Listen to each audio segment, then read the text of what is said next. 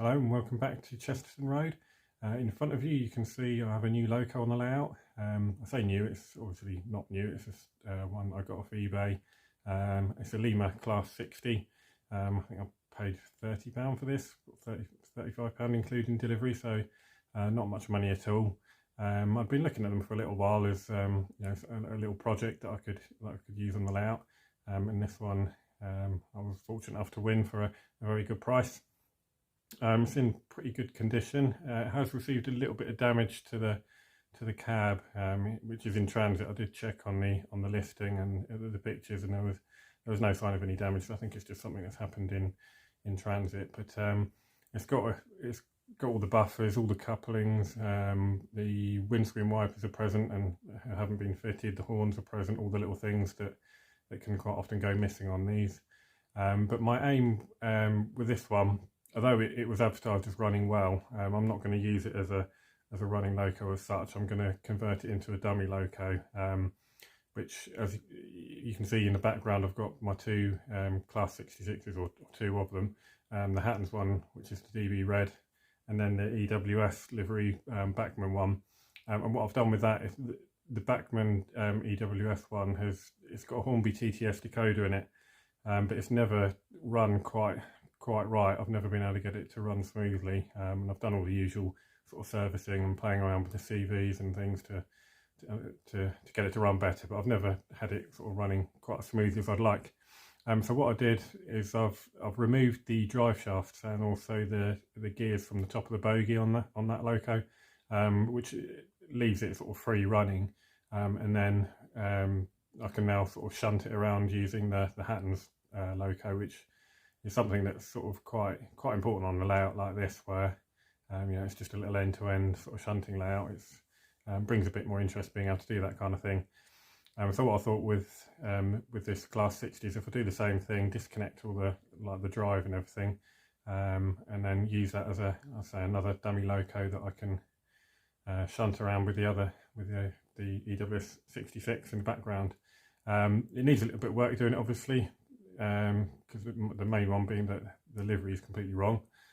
So my intention is to respray it into probably DB Red. I don't have an airbrush or anything, so I'm going to have to try and do this with rattle cans, which hopefully I can find something that's a decent match, and do a sort of reasonable job of it.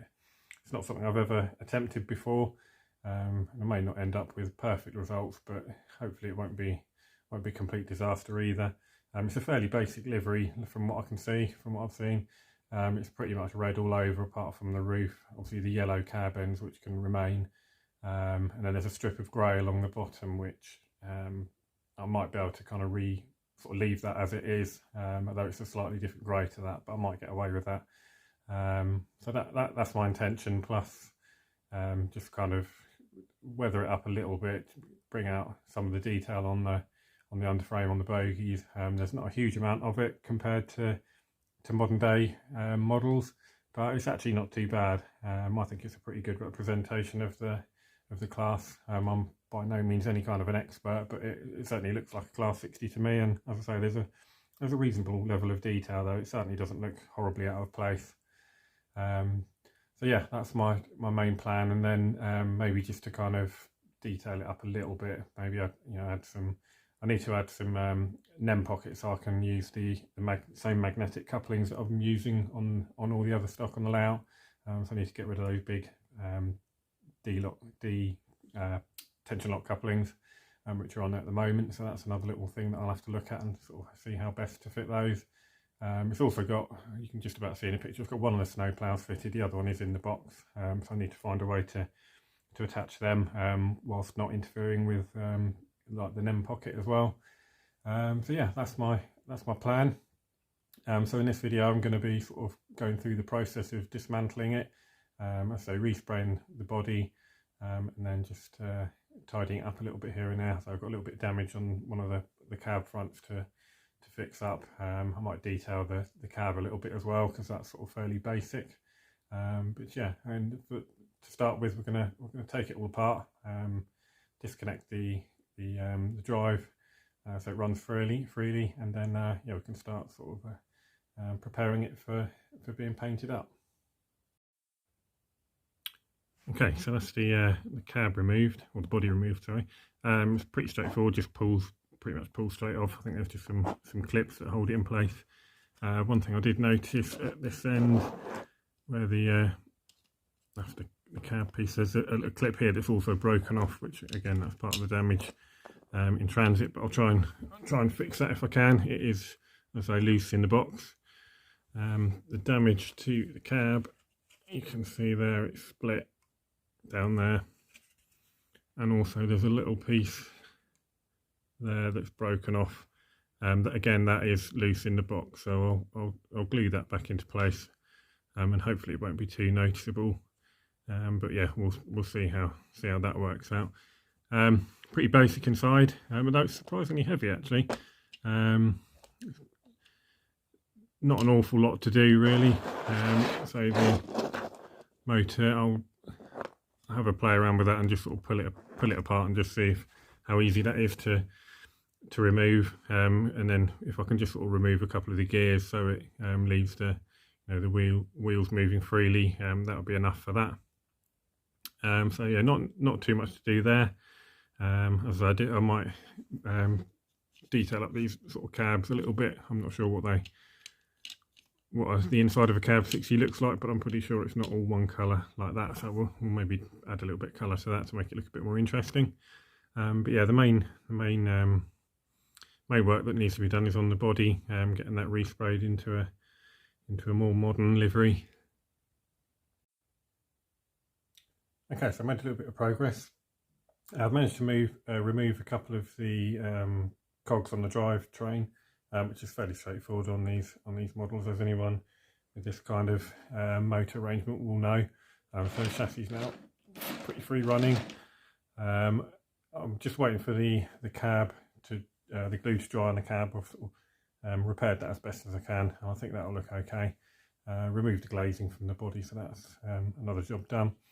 I've also, I don't know how well you can see it on there, but I've painted the buffer shanks in a sort of silver paint, which I don't think is necessarily true to life, but I just thought it kind of adds a little bit of colour to an otherwise pretty bland chassis. So I'm now just kind of offering it up to my Bachmann 66 just to get an idea of what sort of height and where the NEM pocket for the coupling needs to mount, because that's going to be sort of one of the more tricky jobs, I think. But also I need to remove the decoupling, which I think needs to be, I'll have to cut that off. I don't think it can be removed any other way. So I'll do that, and then sort of try and work out how best to attach the coupling, and then I can turn my attention back to the body. Okay, so I've removed the original couplings. They just unclip pretty straightforward. I thought I was going to have to cut them off, but I didn't have to do that. One thing I have to say about these older models is they might be lacking in some of the features and details of the more modern ones, but they're an awful lot easier to sort of take apart and fiddle about with. You don't have to be quite so worried about breaking things off them. So that was pretty straightforward. What I've done now, I've offered this up as close as it can go with, as you can see, the magnetic coupling there. That's as close as it would go. There's a bit of a gap there between the buffers, a little bit sort of unrealistic, so I think I'm going to have to kind of improvise a little bit here. I won't be able to just attach a NEM pocket to the front of the bogie, because obviously it's gonna sit too far apart then. So I might have to cut down the sort of part where the coupling, the kind of clip that pushes into the NEM pocket, cut that down a bit and sort of fabricate something to sort of fix that on, so it's a little bit closer together. But it's looking all right. The mounting height's in the ideal place where there's somewhere that I can attach it. So yeah, a little bit more progress. So just a quick update on where we are at the moment. The body is now primed and ready for paint. Just used a basic grey primer for that. Pretty straightforward. Managed to pretty much fix the damage to the front end. It's still slightly visible there, but I think the camera picks it up a lot more than how it looks in in real life. The snow ploughs are painted in black, so they sort of blend in quite well with the body. The cabs I've given a little bit of paint, looks a bit rough there, but in reality you're probably never going to see it, but it's just nice to have a little bit of colour there, because they were just like a plain unpainted sort of blue plastic. So just waiting for those to dry, and then I've fixed the couplings onto the front of the bogie, which, if it focuses, on the front of the bogie there's a nice sort of flat front to it, which just happens to be perfect height when you mount these Hornby magnetic vacuum pipe style couplings that I use. So that's just at the right height. I just used a generic NEM pocket from eBay. There were a couple of quid for a pair, which I had to cut right down so that the coupling didn't stick out too far. So I've cut that down and then kind of attached it to the front of the bogie, and then just used two little kind of pieces of plastic card just to sort of sandwich either side of it, just to give it a little bit more rigidity, which seems to have worked pretty well. Obviously they just need painting in black just to blend in with the rest of the chassis, but I've been running it around the layout, doing a bit of testing. No issues so far. The couplings seem to work okay. It runs okay. The only sort of small issue I've had is the typical kind of Lima flanges, which are quite large, so it does tend to sort of skip about a little bit on the track, but it hasn't derailed as yet. I've not had any major issues. So yeah, all going well so far. I'm going to nip out and get some paint and hopefully make a start on painting the body shell this morning. I'll do a bit more on this sort of in the next clip on what colours I'm using, but I've managed to find what I understand will be a close match for the warning panel yellow and also the red for the DB red. So yeah, I'll hopefully make a start on that very soon.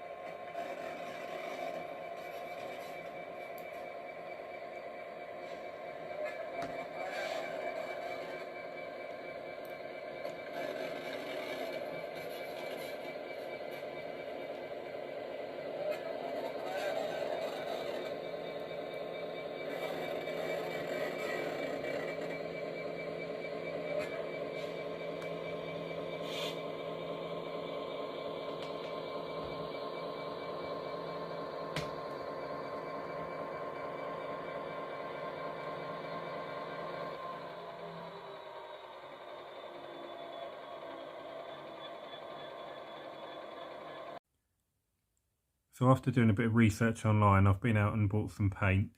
I found quite a useful thread on RM Web, which had some equivalents for like rail match paints in obviously aerosol sprays like I've got here. So what I've got here, we've got as you can see, Rover Inca Yellow, which is a good match for obviously like the warning panel yellow that you have on the front end. And then for the DB red, we've got this one here, obviously, which is Halford's Workshop red, which is RAL 3020, which apparently is the same RAL colour, or is the RAL colour that DB used, so it should be a good match for the red. And then for the grey band, which runs along the bottom of the body and the roof, I've gone for this industrial grey, RAL 7005. Now this was sort of done or chosen kind of by eye. It wasn't something that was recommended, so I'm not sure how closely that'll match, but it looks pretty close to me. And then this paint here is just like a satin black, which I had lying around, which I'll use for bits on the chassis that I need to touch up, and also the grills on the side and possibly on the roof as well. So I'm ready to get some paint on. I doubt if I'll film any of that, because it's just going to be something that I sort of do as and when I get a spare minute to to add a coat here and there, but I'll be doing it pretty much in the order that the paints are there. Obviously starting with the lightest colour first, which is the yellow, to do the front ends, then mask that off and do the main body in the red. Then once I've done that, I'll mask off the strip along the bottom of the body and the roof and do the grey.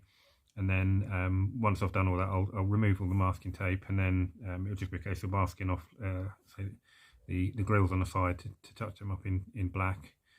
And then yeah, once I've got all the paint on, I'm happy with that. I can then move on to varnishing it and getting some decals on there. So in the next clip, I'd imagine I'll have the majority of the paint on, and we'll have a better idea of how it's going to look. So as you can see, things have moved on from the last clip, and it's all sprayed up with the main colours. I've just very carefully removed all the masking tape, and I'm really pleased with how it's looking at the moment. The colours look very kind of vibrant and on camera, but it doesn't look quite so sort of garish in real life. But I'm pretty pleased with the match of the colours. The red looks spot on to me. The grey, which was a bit of a sort of gamble on my part, actually think looks alright.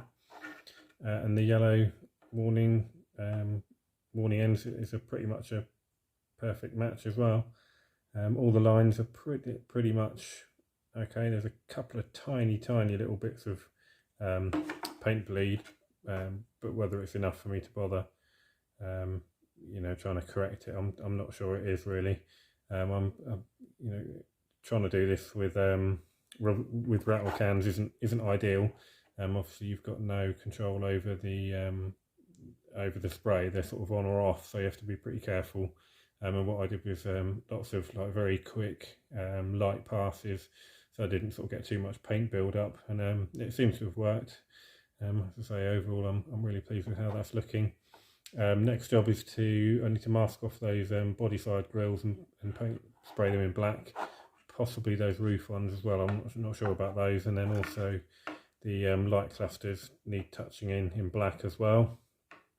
Once that's done, it'll pretty much be a case of, I think, giving it a coat of varnish to seal the paintwork, and then I'll look to add in the decals and all the other sort of little bits of detail.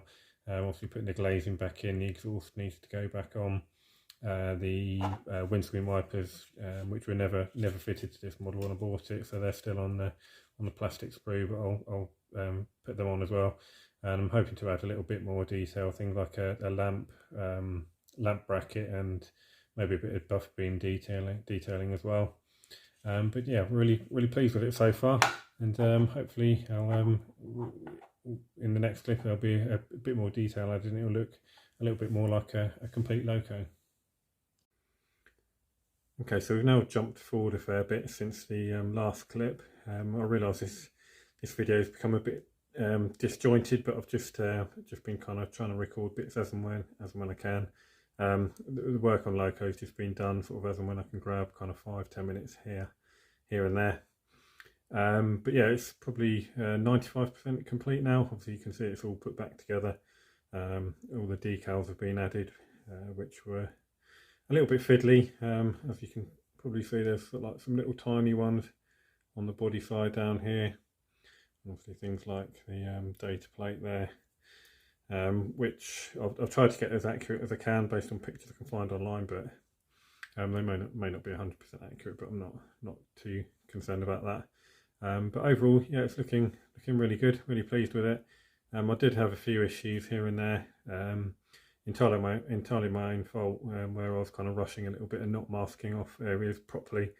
So I got a little bit of overspray here and there, which I've then had to sort of go back and try and correct. But nothing too major. A little bit of weathering here and there, and you won't really notice that, which is kind of all I've got left to do really. I'm going to sort of add some like soot and kind of roof dirt to dirty up the roof, and particularly around the exhaust end of the roof, which seems to get the most kind of grimy. And then also just around like the chassis, the bogies, and just around there, just to kind of take away that kind of plasticky look. And then maybe just add a little bit more detail to the front end if I can. But yeah, otherwise I'm pretty pleased with it from a distance, and to the untrained eye it looks fairly fairly realistic. The colours are all a reasonably good match. So that's pretty much where I'm gonna leave it for this video. So I don't know when I'll do any more additional work to it, so I won't delay getting this video out any longer. One thing I did do when I ordered the decal from Railtech was I ordered a set in DCR or DC Rail as well. So at some point I will pick up another one of these and have another go at respraying one into the DC Rail livery, which if anything is an even more simple livery. So that should actually be a little bit easier than this one was. They're saying that this one was fairly straightforward as well. So yeah, the only other thing I do need to do, I think, is replace the wheel sets for something a little bit more modern. The flanges on the Lima wheels are sort of well known for being quite large, and although it doesn't derail, it does kind of jump about and kind of clunk over sort of the ballast, particularly in these quarry sidings where the ballast is sort of deliberately kind of rough. So that's just one other thing that I need to sort out at some point. But yeah, I'll leave this video here. I hope you've enjoyed it. I hope it's maybe sort of inspired you to have a go at something like this yourself. It seems like quite a big thing to take on, but actually when you sort of break it down and kind of take your time, it's actually quite enjoyable, and yeah, not too difficult, as long as you're not sort of looking for an absolutely perfect professional finish, which you know, when you look close up, this one isn't, but it's really not bad at all. And I'm really pleased with the way it's come out. So yeah, I'll leave it at that for this video. I'll hopefully be back with a little bit of a layout update fairly soon, and also just bring you up to speed with some new items of rolling stock and locos that I've got on the layout. But for now, I will say goodbye. Take care, and I'll see you in the next one.